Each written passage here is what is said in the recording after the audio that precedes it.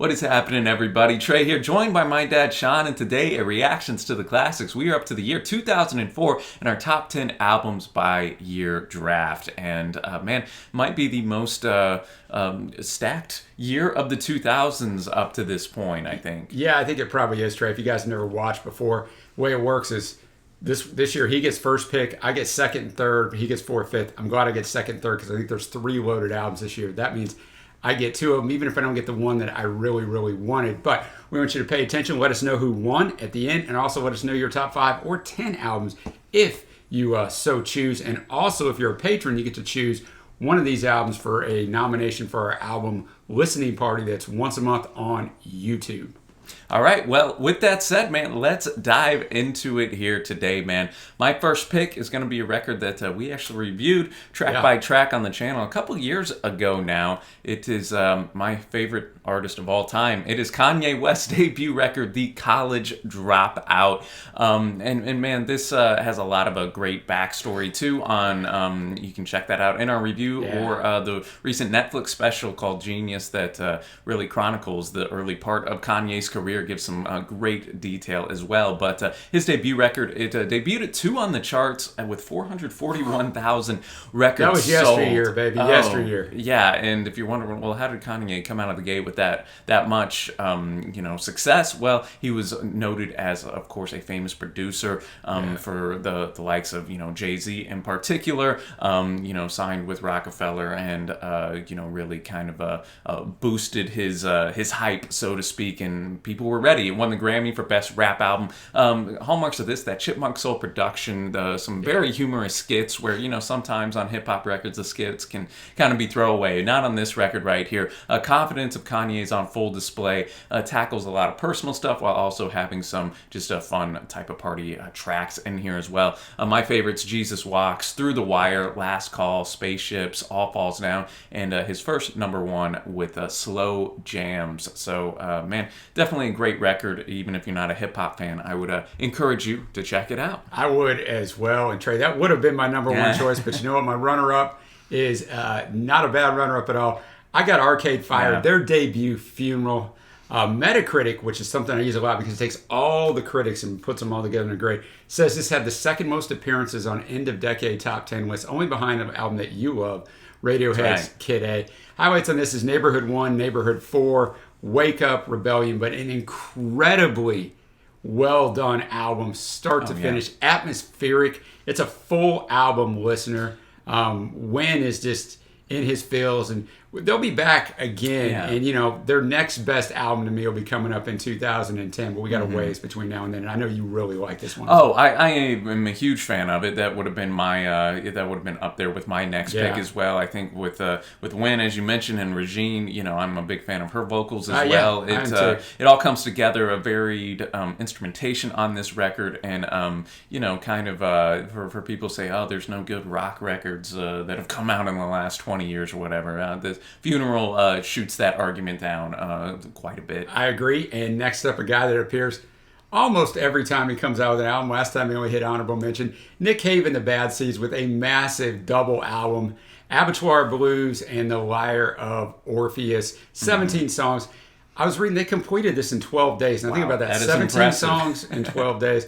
The Lyre of Orpheus, Hiding All Away, and a song that is up there for probably top 5, maybe top 10, probably top 5 Cave songs for me. There She Goes, My Beautiful. I'm right there with you, man. The chorus, dude, it just goes through your head, and the way they pump up the instrumentation. And basically, this is not exact, but the first one, Abattoir Blues, is more upbeat, although not in all spots. And then the Lyre of Orpheus is much more atmospheric and drawn back. That's not a hard and fast rule, but quite the listen. You're going to be there for a while, but quite rewarding. Oh, definitely. And since it is a double album, sometimes you're worried, oh, could this have been chopped here and there? I don't think that's the case for this record. And you get a lot of Cave, huh? All different styles of Cave, but we haven't usually now in sticks, but we get everything. No, and I think that's what helps it because it is so varied musically, and Cave just has that charisma about him throughout this whole record as well. And yeah, man, I'm a huge fan of it. Maybe my favorite Cave record, If not, it's definitely up there. So high praise. Great picks right there. And man, we're gonna keep the great picks coming. Objectively, this actually probably should be number one. I'm just such a big Kanye fan. But man, one of the great hip hop albums of all time. We have Madvillainy right here. The collaboration between one of the great hip hop producers of all time, Madlib, and one of the greatest rappers of all time, MF Doom. It's funny that we were talking about Bob Dylan last night, right. And it's weird comparing genres, but MF Doom he has some similarities, I think, to Dylan in the sense that he's not maybe in the popular stream, but he's your favorite rapper's favorite rapper. Even though he's not my number one favorite rapper, he's in my top 5, top 10, and his ability to rhyme words is up there with anybody. I've never heard anyone that's better at it. Fantastic, just a fantastic album, man, from start to finish. From the sampling that Madlib he draws from so many different old school movies to it has a bit of that comic book feel that you have with a lot of Doom's work right there.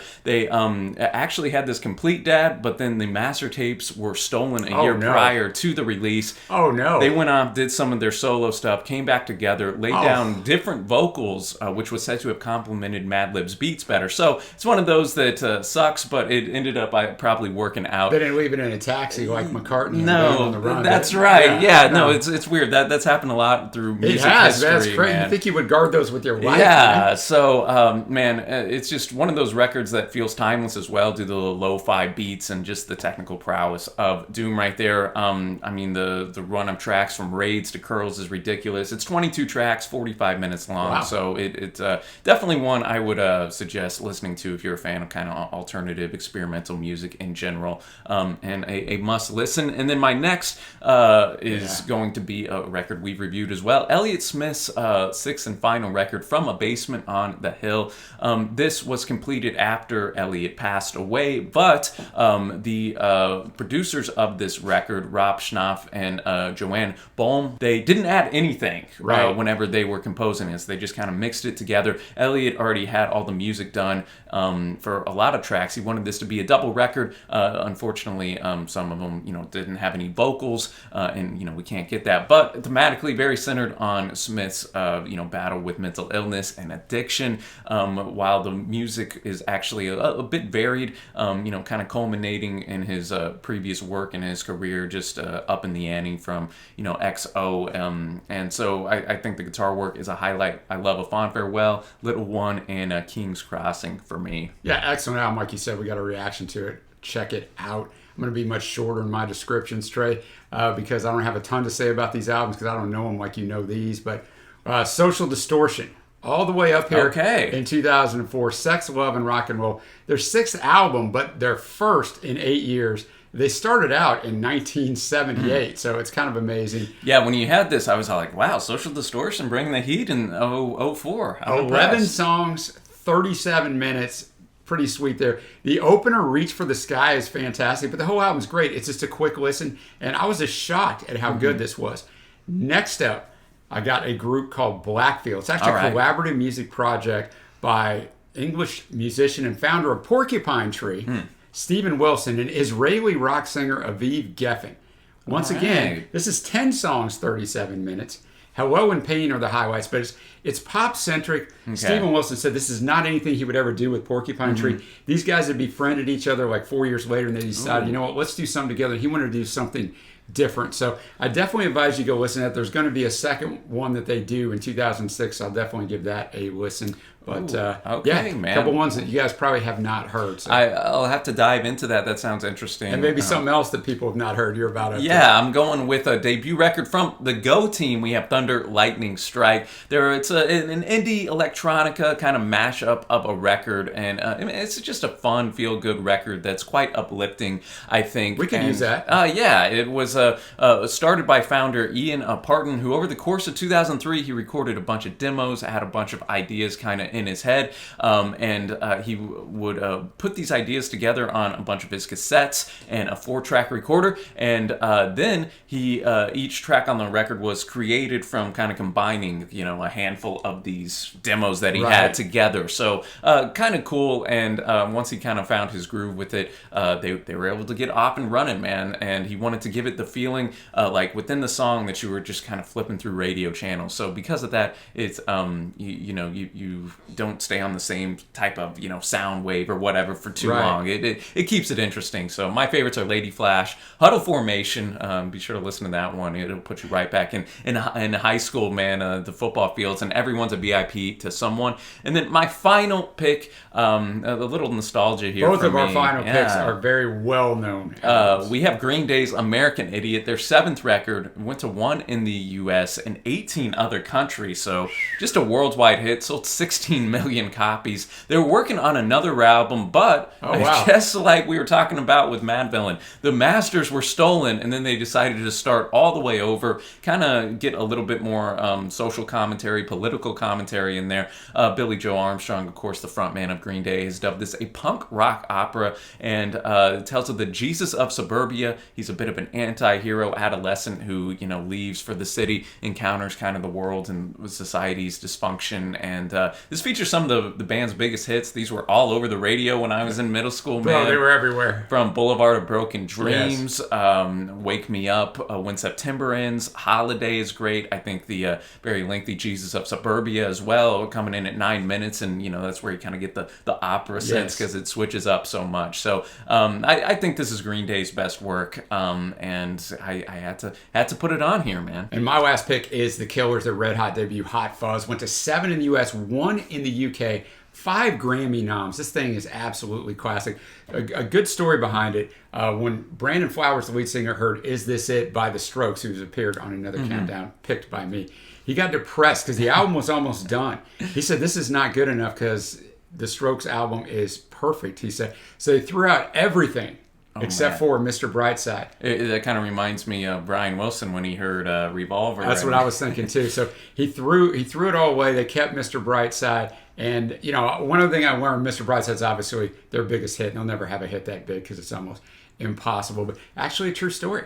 Brandon was asleep and he woke up and he said he had a little bit of paranoia. And he got up and he felt like his girlfriend was cheating on him. He went down to this bar they go to all the time, and there she was hanging all over another guy. Oh, man. And so that's how the song came about, one of the first songs he ever wrote. Now, here's the thing. Here's the first 5 songs on this album. We got Jenny Was a Friend of Mine, Mr. Brightside, Smile Like You Mean It, Somebody Told Me, and all these things that I've done. Those are the first 5 songs that they come out of the chute with on their debut album. It's incredible, man. What it's just hit after hit. It falters a little bit in that second half, but it's just tough to live up to that first. And that's what I was going to say. It does falter a little bit in the second half, and that's why it's not higher up on my list. Still fantastic. Probably could have cut out a couple songs, but we're really nitpicking here. Sam's Town's coming up in 06. It might be as good or better. I don't know. Stay tuned. Now, honorable mentions. 2 of these almost knocked my killers out of here. Drive-By Truckers, Dirty South. Great album. Great album. Long album. Fantastic album. Tacoma Radar. No One Waved Goodbye. You say who? That's right. They only made 1 album. It wasn't successful. It is on Spotify. Go search it down. Interpol, they topped one of my previous polls with Antics. Luna with Rendezvous. The Delgados, awesome. Universal Audio, they were honorable mention on another list of mine. This album had the same problem. You get through about the first 6 tracks and you're like, man, this thing is going top 5. Then it falls off a little bit. We got Iron and Wine and Our Endless Numbered Days, which is one of the most bizarre albums I've ever listened to. Not by content, but it basically alternates all the way up till the last couple songs are pretty good. It alternates between, man, this song's great, to man, this song sucks, to man, this song is great. I'm like, is he doing this on purpose? So I'm like, I gotta go listen to that. There's no way it makes it. Yeah, it makes it. We got Wilco, A Ghost Is Born, making it by about that much. Wilco, really good band. Maybe a tad bit overrated, guys. Tad bit overrated. Mark Lanigan Band, Bubblegum. I like Mark and whatever he's in. Jason Molina, Mr. Songs, Ohio, and Pyramid Electric Company. Marillion, shout out to JSB, Marbles.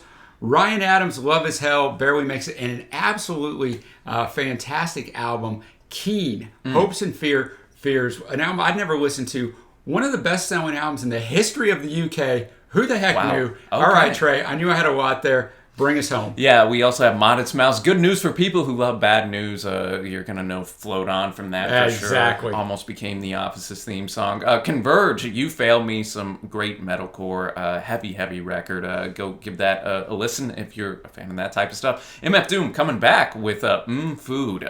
Just another masterclass in lyricism and rapping ability there. Joanna Newsom's record, The Milk-Eyed Mindered. This unfortunately isn't on streaming, but it is on YouTube. You're more ambitious than me. I was too lazy. I didn't seek it out because I had all these other albums. But she's got another album coming up that's highly rated. Oh, yeah. I am going to have to go find that. We have Franz Ferdinand's self-titled, which is pretty good. And then got to give a shout out to Brian Wilson's Smile, which, obviously is rooted back in the 60s, but officially came out here in 2004. And that is our honorable mentions for us today, man. I think, Dad, we both, especially the first, 3-4 records from this year are just, great classics, man, from this decade. And we, of course, want to hear your list down below. What are your favorites and who do you have from us coming up top? And also be sure to check out our Patreon page if you'd like to support the channel. We are going to have a poll up for a listening party to one of these records as well. So go make your voice heard there. But I guess that'll wrap it up. And until next time, thanks for watching, y'all. Happy listening, and we will see you.